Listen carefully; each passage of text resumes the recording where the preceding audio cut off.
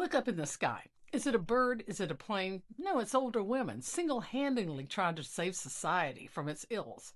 I don't know if you've noticed, but things are going to crap lately. I mean, I've been exploring social media because I now looking at YouTube videos has kind of become my job. Thanks. And all I'm seeing is things going backwards, things going retro, trad wives, their trad husbands, passport bros.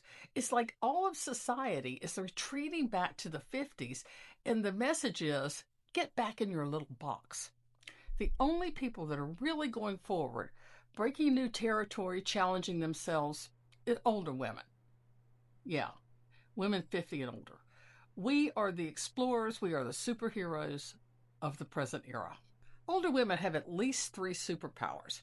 And the first one is we're very good at taking emotional responsibility for our own lives. And this is an unusual task. As a matter of fact, we've learned it honestly because for years, it's been women's job. We've had a disproportionate amount of responsibility for everybody around us being emotionally calm and safe. It's almost like if you're a woman and anybody in your life is unhappy or angry or frustrated, it's your job to figure it out and fix it. It's made us super skilled at managing the internal worlds of other people as well as our own. But I think the big news, and the reason this turns from simply a skill into a superpower, is I think it's sometime when you hit about, I don't know, 55 to 65, you stop doing that. You realize you can't be the person who manages everybody else's feelings, and you start to just be responsible for your own. I mean, look at the way we act with men. Um, Women usually pretty much in touch with their feelings. Men generally not quite as much. But when we're 20, we'll think, well, we just have to find the right guy. There's one out there who's different, who's very in touch with his feelings. When we're 30, we're like, okay, I've got a guy. He doesn't seem to be super in touch with his feelings, so maybe I didn't get the right one, but he's going to change. He'll grow up. He's going to grow into this. He's going to figure this out. Then when we're 40, we're like, well, it's the circumstances. When things calm down, when we're not the sandwich generation, when the kids go off to college, when he's not under so much pressure and he's not pulling such a long train, I think he's really going to grow into it then. And then we're 50 and we're like, maybe not. Maybe if this man was going to become really good at managing his own interior world, there'd be some evidence he would have started doing it by now. And at 60, we're like, peace out. Can't fix somebody else in this particular way. And I'm really just responsible for myself. I've got an example from my own life. It's a man I've known for many years named Philip. And because I knew him young, I knew that he had a really good heart. I knew he was a terrific person, a sensitive person. And he had gotten wounded when he was in the service, pretty severely wounded by friendly fire. And by the time I got reconnected with him in my 50s, he was pretty bitter. Most of his time, he lived alone, was spent kind of ruminating about how things could have been, anger over the hand he was dealt, which was understandable. He was dealt a very rough hand.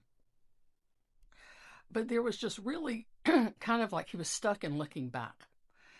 And our relationship became, because he lived about, 50 miles away from me, he would call me almost every day. And I felt responsible for the fact he was that unhappy and that trapped, because I knew he was basically a good person and I liked him. So I took the calls.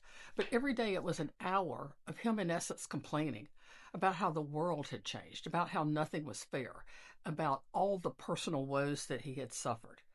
So I quickly realized I wasn't even necessary to the conversation. He just wanted to vent. So I would literally put the phone in a stand and I would go around. That's when I would kind of clean up or start stuff or prep or something. He usually called about 5 and just let him talk. And then after about an hour in, it was usually somewhere between 50 minutes and an hour. It's like a bell would go off in his head and he'd go, "Oh, how are you?" By that time I was so tired. of the conversation and just so eager to get off the phone. I go, I'm fine, gotta go. So we developed this really lopsided relationship where it was him constantly telling me what he was up against, but me never telling him anything about my life at all. And one day, I was talking to a friend. She's like, "Well, you got to challenge him. Just, take the bull by the horns and tell him about your day first. Why does he always go first?" So that day, I said, "Hey, I have really had an interesting day. I want to tell you about it." He's like, "Oh, okay." And so I talked for about 15 minutes and told him something that had happened that day. And then he said, "Well, if we finish talking about you, maybe I can have the floor for a minute." And I thought, Jesus Christ, I have listened to you for an hour a day for months, maybe a year. And I go first one time and talk for 15 minutes, and you're peeved. You're aggrieved. You've suffered disproportionately. You're ready to tell me what's wrong with you today. And I said, "Look, Philip," I just kind of kept going. I said, "Always, you talk first. You talk a lot. You're kind of wearing me down. And there's never any energy left in the conversation for me to tell you anything about my own life. I feel like we're very disproportionate here. I'm taking care of your emotional needs. You're not taking care of mine." And that was it. Our friendship ended. He stopped calling me. I still, to this day, to be honest with you, feel guilty about it because he died not too long after that, and he died alone. And, I'm getting actually a lump in my throat even talking about it because it's ingrained in me that it was my responsibility to help this person, to save this man. But obviously, I couldn't.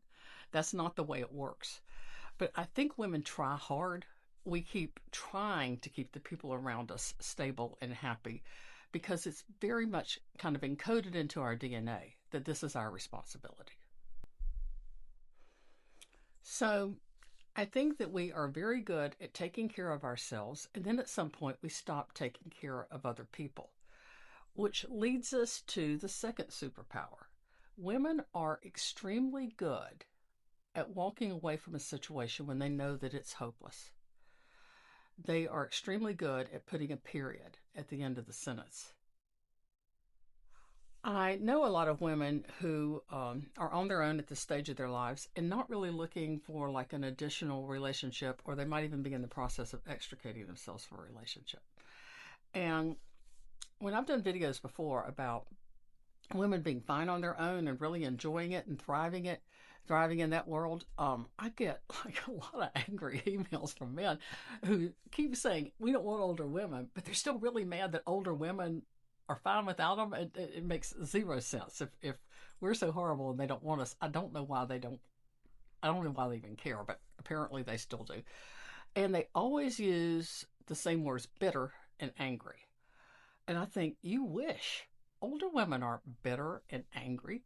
If you're bitter and angry, I mean, that means that you're still in the game. That means if the guy wants to get you back, there's still hope. Bitter and angry are emotions, and emotions are what kind of hook people into each other. But the women that I know who are done in a very calm way. They are matter of fact. They're pragmatic. They're not angry at men. They're just kind of like, well, I just don't think that works for me at this stage of my life. And that very calmness is our superpower. The very calmness is what gives us, I think, a certain kind of strength. We cannot be pulled back into situations that don't serve us in a way that younger women so easily can. And in the way that I spent a lot of years of my life like that, and I think most women did, being pulled back into situations even if they knew they weren't the right situation. You get past a certain age, you're very good at that doneness. I actually think that second thing is related to the first thing. Because we spent a lot of years trying really hard to keep relationships together, I think when we walk away, we're done in that sense that you gave it everything you had, that you tried time and time and time again. And that's why you don't feel any need to go back and revisit it and dig it all up again. I know when I got divorced that the final straw that broke the camel's back, because I had really been trying for a long time to get my ex-husband to talk to me and be more emotionally accessible, and had finally talked him into maybe we could do counseling. And he was very reluctant and was calling all the shots with the counseling. It had to be a certain person who he knew. It had to be, in a certain place. And I complied to all of that and got it set up. And then one morning I walked in and there was a note on the counter that just said, "I don't think we need this. I canceled the appointment." And I was devastated. For a second, I was just like, God. And then I literally heard a click in my head. And it's one of the strangest things that's ever happened to me because it was an audible click, like, we're done. And I stood up, and that was the day everything changed. To be honest, he couldn't have changed the course of events after that. And he did try, but it was impossible because I'd heard the click in my head.